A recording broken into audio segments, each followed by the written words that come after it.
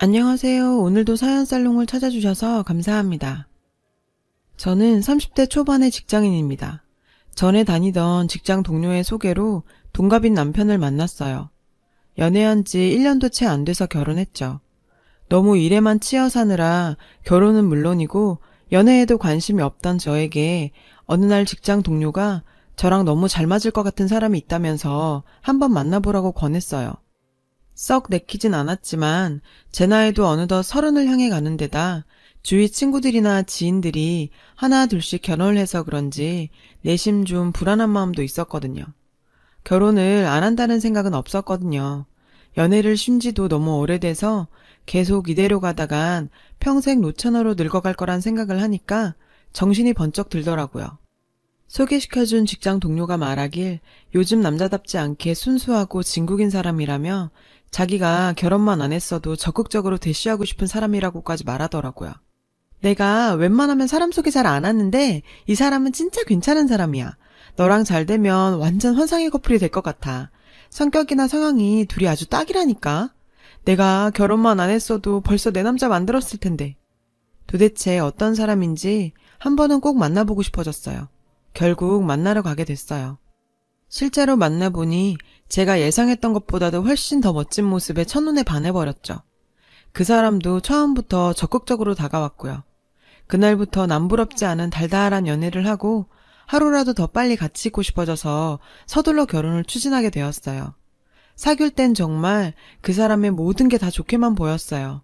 모든 게 다 수월하고 순조롭게 진행되는 듯 보이던 어느 날 남친 얼굴이 어둡고 예전 같지 않아 보이길래 걱정이 돼서 물어보니 그냥 요새 몸이 좀 안 좋다고만 하더라고요. 그런데 나중에 알고 보니 남친 어머니가 결혼을 반대하신다는 걸 알게 됐어요. 구체적으로 말하면 너무 빨리 결혼하는 걸 반대하시는 거였어요. 결혼하기엔 아직 이른 것 같다며 결혼을 더 미루라고 하셨다더라고요. 그 말은 저한테 미처 하지는 못하고 혼자서 끙끙 앓고 있었던 거죠. 남친과 저는 둘 다 결혼하기에 이르다고 생각하지 않는 데다 빨리 결혼해서 아이도 낳고 안정적인 삶을 살고 싶다는 생각이 강했거든요. 우리 둘 다 남친 어머니 생각을 납득할 수 없었어요. 남친 어머니가 워낙 강경하게 결혼을 미루라고 나오시는 통에 남친이 설득을 하다 많이 지치게 됐고요. 저도 몇 번이나 직접 찾아가서 뵙고 잘 말씀드려봐도 워낙에 강하게 반대를 하시니 어떻게 해야 할지 정말 막막하더라고요. 우리 아들은 아직 결혼시키려면 멀었는데 그쪽이 더 늦추자고 설득 좀 시켜주면 안 될까? 우리 아들이 한 번도 이런 적이 없었는데 이런 문제를 내 속을 다 썩이다니. 아직 돈도 더 모아야 하고 20대밖에 안 됐는데 벌써 결혼하는 거 너무 아까워서 30 중반 넘어서 하면 딱일 것 같은데. 30 중반이면 5년도 더 넘게 남았는데 가혹한 말씀을 하시더라고요. 그리고 아깝다니 무슨 물건을 나에게 주는 건가? 참 안 좋고 이상하게 느껴졌어요. 그러다가 결국엔 남친이 식음을 전폐하고 거의 폐인 수준까지 가니까 그제서야 겨우 허락해 주셔서 결혼할 수 있었어요. 아들이 그렇게까지 나오니까 더는 반대하기가 힘들었나 봐요. 이분 보통이 아니구나. 다 큰 성인인 아들 결혼에 너무 지나치게 간섭하시는 건 아닌가? 하는 생각도 들었지만 그만큼 아들을 많이 사랑하고 계시는구나 하고 좋게 생각했던 것 같아요. 오히려 그렇게 결혼을 미루라고 하시니까 그러면 그럴수록 둘 사이가 더 애틋해지고 사랑이 깊어져 갔고요. 아마 남들 같으면 진작에 지쳐서 포기했을 거란 생각이 들 정도로 결혼까지의 과정은 정말 어렵고 힘든 일의 연속이었어요. 일일이 다 말하기에 너무 많고 더 이상 생각하기도 싫을 정도의 사건들이 많았거든요. 혼수 때문에도 그렇고 구체적으로 결혼 준비에 들어가 보니 남친 어머니가 정말 사사건건 간섭을 하면서 힘들게 하더라고요.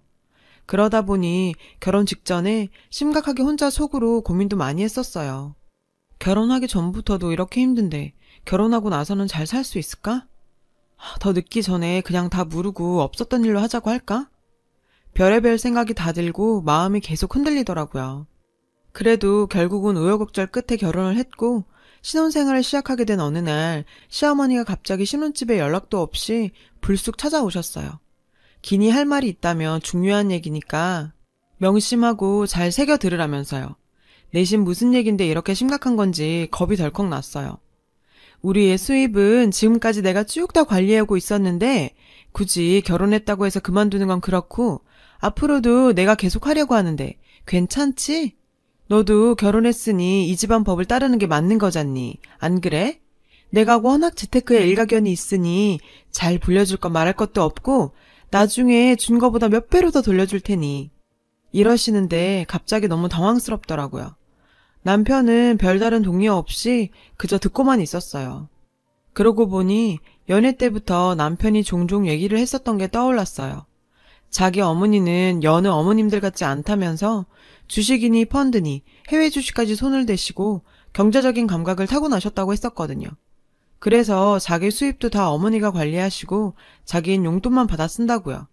그땐 와, 그런 분도 계시는구나 하면서 신기하게만 생각했죠.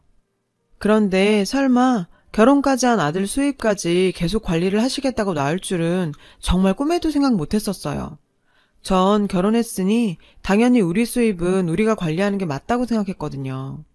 무슨 말씀이신지 잘 알아들었지만 너무 갑작스러워서요. 조금만 생각할 시간을 주시면 안 될까요? 저희끼리 상의도 해봐야 하고요. 상의는 무슨 상의? 내 아들은 물을 것도 없이 찬성할 테고 너만 결정하면 될 일을 가지고 무슨 생각할 시간이야 필요해. 내가 그걸 다 갖는다는 말이 아니잖아. 나중에 준 것보다 더 배로 불려준다는데 세상에 이런 시어머니가 어딨어. 너 이런 시어머니 봤니? 들어나 봤어? 나 같은 사람 어디 가도 없을 거다. 넌 네가 얼마나 운이 좋고 복 받은 줄도 모르지? 그리고 한 달에 한 번 가계부 서서 보내라. 내가 너 경제관념도 보고 초반에 잡아줄게. 잊지 말고 꼭 써서 보내. 일주일에 한 번 보내라고 할 거 많이 줄여준 거야. 그리고 앞으로 차차 네 수입도 내가 관리해줄 테니 그리 알고. 세상에 도대체 이건 또 무슨 말인지 갈수록 더 황당하고 어이가 없었지만 그땐 어쩔 수 없이 그냥 긍정도 부정도 아닌 어정쩡한 반응을 보였던 것 같아요. 신혼 초에 너무 무방비 상태에서 생각하지도 못한 일을 당하니 어찌할 바를 모르겠더라고요. 어머님이 집으로 돌아가시고 나서 남편과 바로 얘기를 나눠봤어요. 자기야, 지금 어머님 말씀이 도대체 무슨 말이야? 왜 어머님이 자기랑 내 수입을 관리해? 지금까진 그렇다 해도 결혼했으면 당연히 분리해야 하는 거 아니야? 그리고 난 어머님보다 자기가 더 이해가 안 돼. 아깐 왜 아무 말도 안 하고 가만히 있었던 건데? 설마 진짜로 우리 수익 관리를 다 어머님께 맡기고 날 보고 가계부라도 써서 바치라는 거야 지금? 그랬더니 남편 놈 말이 더 가관이었어요. 얼굴 표정 하나 안 바꾸고 담담하게 말하면서 난 우리 엄마한테 다 맡기는 게 좋다고 생각해. 우리 둘 다 아직 어리고 직장생활 하는 것도 바쁘고 벅차잖아? 솔직히 우리 재테크까지 생각할 여유도 없고 능력도 안 되잖아? 내가 전에도 말했듯이 우리 엄마 재테크의 달인이야. 믿고 맡기면 크게 불려주실 거니까 자기도 너무 그렇게 부정적으로만 생각하지 마. 엄마가 우리 집 재산 불린 거 알면 놀랄걸? 설마 우리 돈 가지고 튀실 것도 아니고 좋으면 좋았지 나쁠 일은 절대 없을 거니까. 그리고 가계부 써서 보내는 것도 그렇게 나쁜 것만은 아니야. 경제관념이 제대로 잡힐 수도 있는 좋은 기회가 될 거야. 과소비도 덜하게 될 테고. 정말 기가 막혀서 더는 대꾸할 말이 안 나오더라고요. 도대체 어머님이 얼마나 대단한 재테크의 달인이며 재산을 불려놓으셨는지 모르겠더라고요. 보여줄 증거도 없었고요. 알고 싶지도 않지만 하는 얘기를 듣자 하니 은근히 기분 나쁜 게 졸지에 제가 경제관념도 없고 과소비를 일삼는 사람이 된 것 같더라고요. 결혼 전에는 이런 일에 대해 이런 방구도 없더니 어쩜 내 의견은 묻지도 않고 이런 식으로 아무렇지도 않게 말할 수가 있는 건지 정말 내가 알던 그 사람이 맞나 처음으로 의문이 들고 회의감이 들기 시작했어요. 한편으론 이런 일로 신혼 초부터 감정 싸움도 하기 싫었고 생각할 시간이 필요해서 얼마 동안은 대면대면한 상태로 지냈어요. 다들 그렇겠지만 저도 결혼 전부터 갖고 있던 로망이 결혼하고 나서도 변하지 않고 연애할 때처럼 사는 거였거든요. 주위에 사귀다 금방 헤어지거나 이혼하는 커플들을 많이 봐왔기 때문에 저는 그러지 않기로 다짐했었고요. 그래서 웬만한 일에는 화내지 말고 내가 먼저 이해하고 참자고 생각했어요. 그래, 한 발 물러나면 될 일인 걸 뭐 싶었죠. 자연스럽게 남편 월급을 계속 시어머니가 관리하게 되었어요. 그런데 한 달에 한 번 가계부 적어보내는 일은 정말 곤욕이었어요.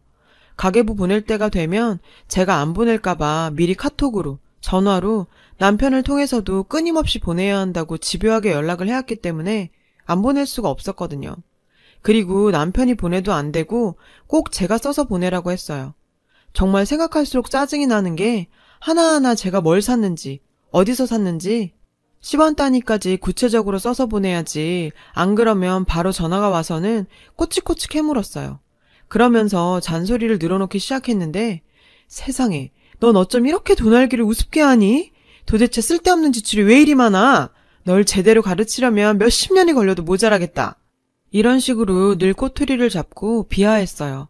그리고 정말 유독 참을 수 없었던 건 저희 친정엄마 생신으로 50만 원을 지출한 게 있었는데 이걸 쓸까 말까 고민하다가 결국 써서 보냈는데 그게 화근이었어요. 전화를 해서 쌩 난리를 치더라고요. 도대체 친정에 보낸 50만 원은 왜 보낸 거야? 사돈 어른 환갑이었니? 내가 알기론 아니라고 들었는데. 더 이상은 못 참겠어서 얘기했어요.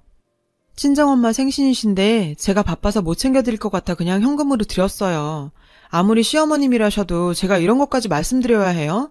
남편 돈도 아니고 제가 번 돈으로 드린 겁니다. 그리고 더는 가계부 안 적어 보낼 거예요. 라고 말하니 노발대발 화를 내면서 얘 말하는 것 좀 보게. 겨우 생일에 그 정도로 큰 돈을 보내? 10만 원을 보내도 충분히 큰 돈이야. 환갑이라도 되는 날엔 도대체 얼마를 보내려고 그래? 넌 왜 그렇게 돈에 대한 관념이 없니? 니네 친정에선 그렇게 가르쳤어? 너희 엄만 그 돈을 덥석 받으시던? 딸이 결혼을 했으면 시집식구 된 건데 전부터 짐작은 했지만 없어도 염치가 너무 없으시네. 그리고 네 돈이 어딨니? 결혼했으면 내 아들이랑 공동재산인 거고 내 아들 재산 관리하니까 네 돈도 결국 내 돈인 거지. 그리고 어디서 벌써부터 시애미 말을 우습게 알고 가계부를 안 써보내겠다는 말이 나와? 처음부터 알아봤지만 너 정말 안 되겠구나. 듣자 하니 살다 이런 근본 없는 신박한 개논리는 도대체 어디서 나온 건지 정말 소름이 닫히더라고요. 더 이상 저도 너무 질려버렸고 말도 통하지 않는 데다 진심으로 중증 환자 아닐까 하는 생각까지 들었어요. TV에서나 나올 법한 정상이 아닌 사람들처럼요.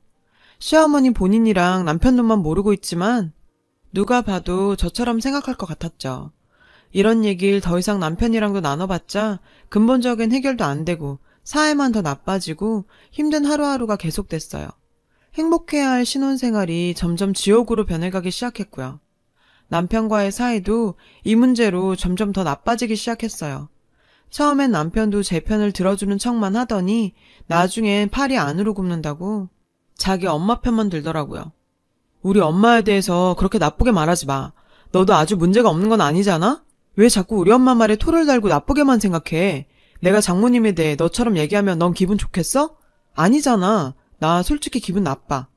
라고 말하는데 진심으로 쌍욕하면서 발로 뻥 차버리고 싶은 생각이 간절했어요. 어디서 우리 엄마 얘기를 입에 올리는 건지. 우리 엄마 니네 엄마처럼 너 안 괴롭히거든. 자꾸 신경을 쓰고 스트레스를 받고 화를 참다 보니 어느 날 거울을 보니까 원형 탈모가 다 생겼더라고요. 우울증에 불면증에 몸과 마음이 이만저만 망가진 게 아니었어요. 더 이상 이대로는 안 되겠어서 오랜만에 백화점으로 기분 전환 겸 둘이 같이 쇼핑을 다녀왔어요. 꼭 비싼 무언가를 사서가 아니라 오랜만에 바람도 쐬고 맛집도 가고 사고 싶은 것도 사니까 예전 연애할 때로 돌아간 것 같더라고요. 카페에서 커피 마시면서 이런저런 얘기를 하니까 그간 쌓인 것도 좀 풀리고 안 좋던 사이가 조금은 회복된 것 같았어요. 그런데 이게 웬일일까요? 기분 좋게 돌아왔는데 집이 난장판이 되어 있었어요. 시어머니가 빈집에 들어와 살림을 다 뒤지고 있더라고요. 쓰레기통까지 뒤져서 끝까지 안 짜버린 치약이며 샴푸 같은 세제통을 꺼내놓았고 제 옷장 안까지 다 뒤졌더라고요. 그걸 보고 있자니 저도 이성을 상실하고 지금 뭐 하는 거냐고 소리칠 수밖에 없었어요. 남편도 옆에서 같이 놀란 눈치였지만 말리진 않고 그냥 보고 서 있기만 했어요. 이 나쁜 년, 어디서 저딴 게 들어와서 내 아들을 망쳐놔? 살림이 이게 다 뭐야? 그리고 왜 연락은 안 받고 가계부는 왜 안 써보내? 내가 니네 친정집 찾아가서 따지려던 거 겨우 참고 이리를 왔는데 이 지경일 줄은 몰랐네. 우리 아들이 사기 결혼을 해도 단단히 했어. 이건 고속감이야. 하더니 제가 들고 있던 쇼핑백을 확 채가더라고요. 그러면서 제가 사온 물건들을 하나 둘씩 꺼내놓더니 이렇게 비싼 걸 겁도 없이 턱턱 잘도 사왔네. 세상에 이게 다 얼마짜리야? 백화점에서 산 걸 보니 한두 푼 쓴 게 아닐 텐데 이딴 게 다 뭐가 필요하다고 이렇게 사치를 부려. 이게 다 내 아들 돈으로 내 허락도 없이 함부로 막 사들인 거잖아. 당장 돈 내놔. 하면서 제가 사온 니트를 구기면서 찢으려고 하고 그게 안 되니 구두는 던져버리고 난리를 피우기 시작했어요. 남편이란 놈은 말리기는커녕 이젠 아예 멀찍이 떨어져서 강 건너 불구경하듯 앉아만 있었죠. 하루 이틀 보는 광경이 아닌 듯 보이더라고요. 제가 시어머니 팔을 붙잡고 처음엔 좋게 얘기했어요. 이제 그만하세요. 여긴 저희 집이기도 하니까 더 이상 낭동 그만 부리세요 하니까 뭐라고 이게? 어디서? 하면서 제 머리채를 잡았는데 그걸로는 분이 안 풀렸는지 제 팔을 물었어요. 갑작스런 상황에 놀라서 시어머니 얼굴을 잡아 때려는데 남편 놈이 그제야 달려오더니 자기 엄마를 떼어놓더라고요. 그래서 남편한테도 따졌어요. 자기도 문제가 있어. 어머님 이 정도면 심각한 병인 거야. 진작에 병원에 모시고 갔었어야지. 그리고 왜 늘 그렇게 반가만 하고 있는 건데? 하니까 시어머니가 자기 아들 욕했다고 또 달려들었어요. 단단히 작정을 하고 이성을 잃고 덤비는데 웬만큼 해선 감당이 안 되겠더라고요. 시어머니를 침대 쪽으로 밀쳐서 눕혔어요. 그랬더니 이젠 남편놈이 달려들어서 저한테 덤비는 거예요. 어디서 우리 엄마한테 손을 대냐면서 저를 밀더라고요. 니네 엄마가 먼저 손댄 거거든? 정당방위 몰라? 저도 지지 않고 일어서서 남편이 시어머니 옆으로 밀어버렸죠. 정말 꼴사납게 꼬꾸라지는데 저도 어디서 그런 힘이 나왔는지 모르겠어요. 남편놈이 저렇게나 약했나 싶었고요. 운동이라곤 숨쉬기 운동밖에 해본 적 없는 저질 체력이라 그랬던 건지 생각 같아선 더 심하게 공격하고 싶었지만 시어머니가 벌떡 일어나서는 긴 말 필요 없고 네가 가지고 온 거 싹 가지고 썩 꺼져 이러더라고요. 여기 공동명의라 내 집이기도 하거든요. 그쪽이나 저 물건 가지고 썩 꺼져요. 라면서 남편을 가리키면서 얘기했죠. 이젠 저 인간들이랑 끝을 보고 싶더라고요. 옥신각신 계속 난리를 피우게 돼서 결국엔 제 친오빠랑 남동생까지 달려오게 됐어요. 시끄럽다며 주민들이 경찰에 신고해서 경찰차 출동해 동네 창피하게 한바탕 대환장 파티가 벌어졌어요. 이후엔 살다가 웬만하면 경험 안 했으면 좋았을 별별 일들을 다 겪고 견뎌가면서 겨우겨우 이혼할 수 있었어요. 지금에야 이렇게 담담하게 얘기하지만 정말 제 인생에서 지울 수만 있다면 다 지워버리고 싶고 다시는 생각하기도 싫은 날들이었답니다. 이혼하고 정신을 차리고 보니 평범하고 자유롭던 일상들이 이렇게 소중했던 걸 처음 깨달았어요. 그 인간들은 제가 없으니 더 가관이더라고요. 밖에서 사 먹은 음식 못 믿고 돈 많이 든다며 시모가 회사로 매일 아들 도시락을 싸다 준대요. 그놈은 여전히 용돈 땄으면서 자기가 하고 싶은 일도 못하고 찌질하게 살고 있고요. 연봉이 6천만 원도 넘는 놈이 정말 바보가 따로 없네요. 어느 날은 제 지인을 통해서 떠보는 연락을 받게 됐어요. 이제 자기가 잘못한 거 다 알고 충분히 반성하고 있으니 다시 시작하면 어떻겠냐고요. 제가 허락만 해준다면 그땐 정말 잘하겠다고 전화했대요. 날이 갈수록 제가 진정한 사랑이었고 자기는 저 없이는 못 사는 사람이란 걸 깨달았다나요. 또 그 여자는 아들이 지난번처럼 식음을 전폐하고 폐인처럼 사는 걸 보곤 아들 잡는다며 걱정을 하다 밥도 못 먹고 깡 말라서는 이젠 아예 쌍으로 들어 누워서 앓는다네요. 또 자기 엄마도 충분히 반성하고 있고 다시 돌아오면 가계부는 안 써보내도 된다고도 했대요. 하도 어이가 없어서 웃음이 다 나왔어요. 이것들이 장난하는 것도 아니고 쌍으로 제정신이 아닌 거였어요. 전 왜 그런 놈인 걸 모르고 단단히 콩깍지가 씌었던 걸까요? 어이가 없어서 아무 대꾸도 안 했어요. 그러던지 말던지요. 트라우마가 커서인지 아직까지 평생 결혼 생각은커녕 누군가를 만나는 것도 조심스럽고 무서운 일이 돼버렸지만 살다 보면 다 극복할 날이 올 거라 믿으려고요. 앞으로 꿋꿋하게 제 인생 살아보려고 합니다. 잘할 수 있겠죠? 여러분의 인생 꽃길만 걸으시길 바래요. 여러분, 사연 댓글에 응원과 현명한 조언 부탁드려요. 좋아요와 구독은 저에게 큰 힘이 됩니다. 오늘도 좋은 일 가득하세요.